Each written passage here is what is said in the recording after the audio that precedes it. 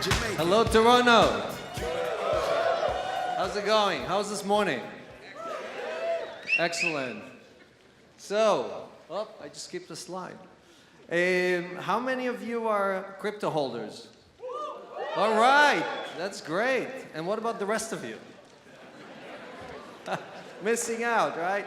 Well, there's never been a better time to get in on crypto, and I'll spend the next 20 minutes explaining to you why and sharing with you my thoughts about the industry and the opportunity and everything else. As you've heard before, that I was lucky enough to be in the beginning of the internet. I was an immigrant. I came to the United States with nothing but ideas, and I was lucky enough to be successful at several ventures. And I'm here to share with you my learnings and explain to you why I think this is still a very, very good time to get involved. So, VoIP, or Voice over IP, anyone here uses Voice over IP? No, all of you. Anyone made a phone call today? There's 100% certainty you used Voice over IP. Every phone company in the world is using Voice over IP. So, when I, in '94, came up with the idea and then built a gateway and went to AT&T in 1995, they looked at it and said, oh, this looks interesting. If we plug that into our networks, we'll make even more money. We'll make billions of dollars more than what we're making today. And I said, no, the point of it is to enable billions of people on the planet to have free service. And I said, no, you can't do that. We don't want you to give that to the world. We want to make more money from it. Does this sound familiar? Is that what the banks are trying to do with the blockchain? Saying, no, no, no, guys, it's not for crypto. It's for us to make more money. So the community got together, and my first node was in Korea, my second node was in Japan, and now there's hundreds of thousands of nodes providing service to over 1 billion people every day. Anyone here paid for their VoIP call today? Not a single hand. There's like 3,000 people here. Not a single hand, right? Well, think about the same thing with money. Think if you could basically do everything you wanted with your money and not having to pay anything for it. That's a promise of crypto, and that is the promise of the blockchain. So when we talk about MOIP, or money over IP, that's what it's all about. So I wish this was my quote, but somebody much richer and much smarter than me said this, right? The world needs banking, but it does not need banks. Anyone here does not use banks? We all have to, right? We don't have a choice. And the banks got bigger and stronger because we allowed them to become bigger and stronger. If we had an alternative, we took all of our hard-earned money and put it somewhere else, somewhere in a wallet or something that actually did something for me, that did something in my best interest, that protected me, that thought about me, right? Alexa does more thinking about you than your bank. Okay? So you're going to hear the next speaker talk to you about voice and how AI and machine learning and everything else is going to change the world. Well, guess what? We can do the same thing here as well. So the reason I'm so passionate about this is because cryptocurrency is the future of finance. Banks exist for several hundred years, right? Did the internet manage to do anything? Did you see a bank that has a scratch on it from the internet? Internet disrupted every industry. Every industry. Whole industries disappeared because of the internet. Did anything happen to banks? Nothing. Not a scratch. The opposite. Banks are bigger and stronger than we ever were. Now, I'm not here to just tell you banks are bad. I'm here to give you an alternative. I'm saying all of us, if all of us got together and we pooled our assets together, we could get much better terms, much better treatment from all the other financial institutions. Because guess what? Banks love rich people. Bank gives great terms to rich people. They just don't want to give it to the poor people or the people who are in the middle class. Why? Because they don't have to. That's where they make all the money. They don't make their money from rich people. So I put it all in a very simple formula. Right? Anyone wants to come and explain it? Come on. You were asleep during physics class in high school. Is that the problem? So E, what does E stand for? Any ideas? Energy. Oh my God, you guys are so boring. Come on, come up with something better. E for entrepreneurship. All right, a little bit better. E, everyone, I like that, but that's not the right answer. What else? Ethereum. Oh, finally, somebody here knows what he's talking about. And M stands for what? That was my slide is a little screwed up. But M is not money, and M is not mass. M is members. Why is it members? Because if you want your Ethereum to be valuable, more valuable, it's not just about speculators sending money to each other, sending coins to each other. That's not going to do anything. Okay? We need to get credit. Credit runs the US economy, credit runs the Canadian economy, credit runs the world economy. And the US dollar is the strongest thing out there today because half of all the credit on the planet is issued in the United States of America. That's why it's a world global currency, right? I mean, the US dollar is the reserve currency of the world. So not to brag about me, but I have 2 of the top 10 exits in New York in the last 20 years. So I learned a thing or two about working with banks, working with financial institutions, working with venture capitalists, and everything I'm doing right now in Celsius is the opposite of that. We're not taking any money from any of the institutions, so we don't become beholden to them, right? The whole point of Celsius is to do it for the people, by the people. Now to the bad news. The bad news is that 90% of all the currencies you've heard about are going to be out of business. 90%. Did any of you know, hear about the Cambrian explosion? No one? Come on, Cambrian explosion. Oh, there's a biology guy right here. Anyway, so what is it, 700 million years ago? Yeah, something like that. You know, there was a huge explosion in biology, and guess what? 90% of all the species died. What do you think is the success rate of startups in Canada or in the United States over 10 years? Over 90% of them fail. Crypto is not going to be any different. 90% of all these startups are going to fail. So the question is, who's going to survive? Who's going to do well? Who's going to change the world? Who's going to be able to stand here 20 years from now and say, hey, I was the guy that took crypto to the next level, right? That's what you have to focus on. And the winners today are not the winners tomorrow. The people who got us here are not the people who are going to take us from here to the next level. These are some of the companies I invested in. I'm an advisor to some of them as well. I think these are the leaders in crypto. These are the companies that are focused on the next 100 million people. They're focused on bringing the next evolution, the next wave of adoption in the crypto world. And if you look at what's happening in crypto, if you do your homework, you'll see that it was like, this is what the Cambrian explosion looks like, right? In the beginning, we had this initial inflation of infrastructure companies, then we had a wave of middleware, and now we have what's called DApp companies, right? Companies that focus on applications. If you think about internet, what are the biggest applications? What are the biggest companies out there? Are there companies that do infrastructure? Not anymore, right? There used to be Cisco and all these other companies that used to make the technology, the infrastructure.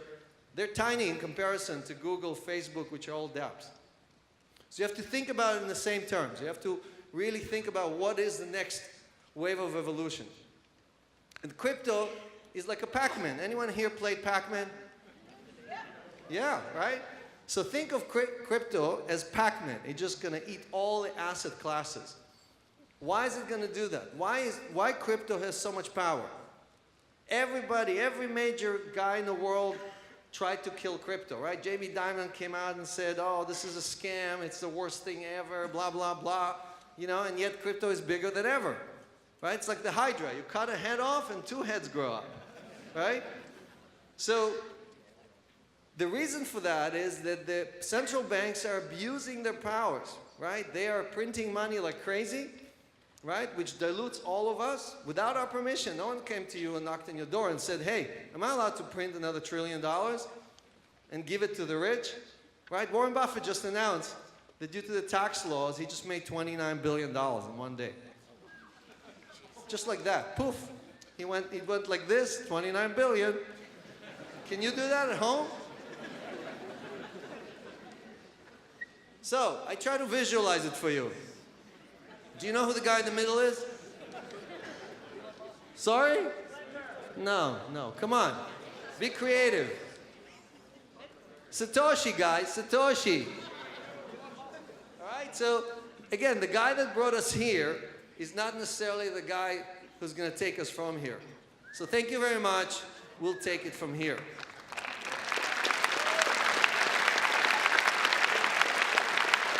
Now, I'm a big fan of Bitcoin. Don't think about it. I have more Bitcoin than any other currency. But the point is for us to be successful, for us meaning the community, we need to enable as many opportunities as possible. And we need to figure out which one of these is going to really evolve us to the next level. But with disruption comes great responsibility. What does that mean?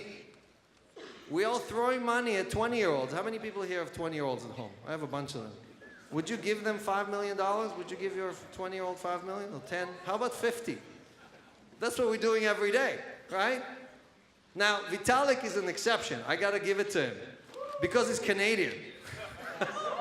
No, I really give Vitalik a lot of respect because he went to the Bitcoin Foundation. He said to them, look, I invented this thing. Why don't you guys throw it into the code? And they looked at him and said, no, we have a good thing. We don't need you. And you look weird, you know? And he's like, no, you don't understand. This is going to change the world. And he went and he changed the world all by himself.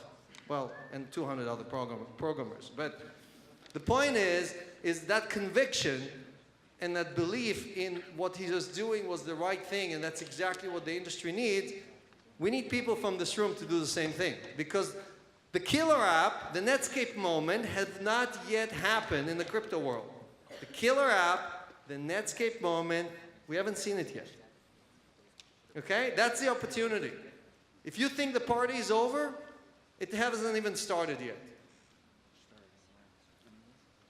So, the reason I'm so bullish about it is because the scale, the next wave of adoption, the next billion people have not yet joined. You know, our community of crypto holders is about 36 million. That's nothing.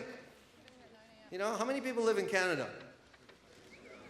Yeah, that's why I used it. You know? So imagine Canada, oh, we're done, that's it. Well, there's nothing else out there.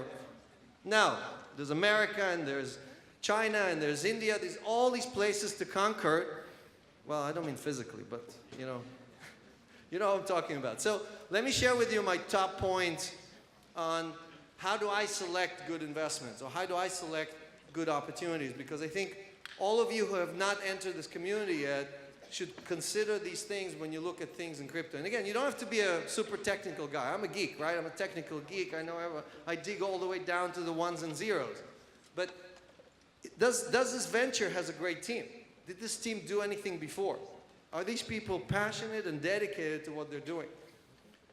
If their token and their coin really reinventing the world, is it creating something new without which it will not exist? If you rip out that coin, what happens, right? Some companies, you rip out the coin and everything still runs. And you're like, well, wait a second. Why, aren't you a crypto company? If you don't need the coin, then why are you even existing, right? And you need broad global consensus. Is the application something that solves a huge problem all over the world? Because the beauty of the blockchain, the public blockchain, is that it's fungible. It's something that works perfectly, evenly across the planet. It works just as well in India, in Korea, or in Toronto. And who are the investors? Good investors? Chances are it's a good project. Don't be the first guy unless you're Vitalik's dad, right? And what are the token economics? If you don't know what token economics are, go on the internet, watch some YouTube videos, you'll figure it out pretty quickly. So again, Celsius is creating a token. Our focus is on bringing the next 100 million people into crypto. We figured out that the next 100 million people need credit. They need a wallet that they can put something in, earn interest, or get a loan against it, right? And that's what we are working on. I'm not going to get into all the details, blah, blah, blah, blah, blah, blah, but go to our website or watch our videos and you'll see what we're all about. So, P2P, anyone here knows what P2P stands for? Peer-to-peer, yeah, that's right. But for me, it's power to the people, okay? Now, until now, most of the people who tried peer-to-peer have not really delivered power to the people. All these companies that are trying to do all kind of stuff, oh, I'll get it from this guy to this guy, are not huddling us together. Do you know what huddling stands for?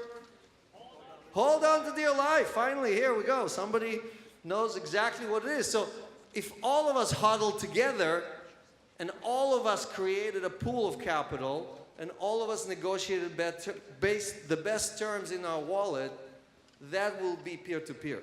Because then all of us have access to that.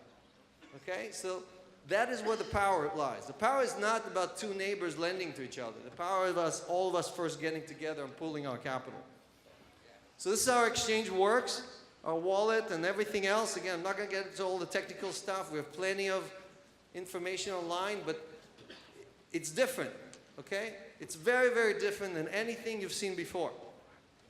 This is what the wallet looks like. It's going to be available starting next week in the App Store and on Android. You'll be able to download it and actually do something with it beyond just sending coins to your buddies and saying, look, I'm so rich. So we believe that the next 100 million people, the next billion people, who are the people E equals MC squared, right? The people who are going to make our coins be worth even more, cannot join our community unless we make it easy for them and we give them something they need. And the something is, again, earning interest, which the bank is not going to let you. Anyone here earning more than 2% interest? Oh, can you tell me how? I have no idea how you're doing that. You know, no bank. From a bank? No, not from a bank. I don't think there's any bank that pays 2%. But when they charge you on a credit card, what do you pay? 20, 25%? It's the same money. They take your money, they go like this, 25%. They lend it to the guy next to you, 25%. So, why? Because we let them. That's the only reason.